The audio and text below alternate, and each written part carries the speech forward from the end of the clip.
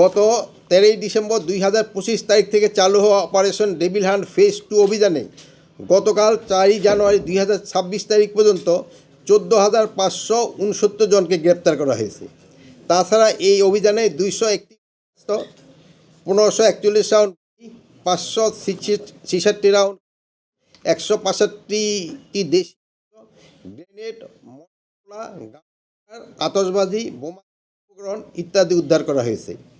এই সময় মামলার ওয়ারেন্ট মূলে প্রায় 19,235 জন সহ সর্বমোট 33,804 জনকে গ্রেপ্তার করা হয়েছে। ডেভিল হান্ট ফেজ 2 এর অংশ হিসাবে চেকপোস্ট ও টহলের সংখ্যা অনেক বৃদ্ধি করা হয়েছে, যাতে পার না পেয়ে যায় এবং লুট উদ্ধার আরও বৃদ্ধি পায়। আপনারা সবাই জানেন যে ভয়াবহতা সম্পর্কে আমরা সকলেই কিন্তু অবগত। গত ডিসেম্বরে 2025 নিয়ন্ত্রণ অধিদপ্তর কর্তৃক দেশব্যাপী বিরোধী অভিযানে 658টি নিয়মিত মামলা দায়ের করা হয়েছে এবং 1613টি মোবাইল কোর্ট পরিচালনা করা হয়েছে।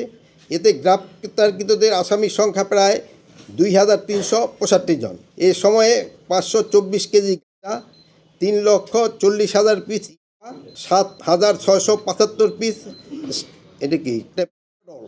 ট্যাবলেট, 6,308 লিটার 756 গ্রাম মোট প্রায় 20,03,030 টাকা এবং বিভিন্ন ধরনের 4টি যানবাহন জব্দ করা হয়েছে।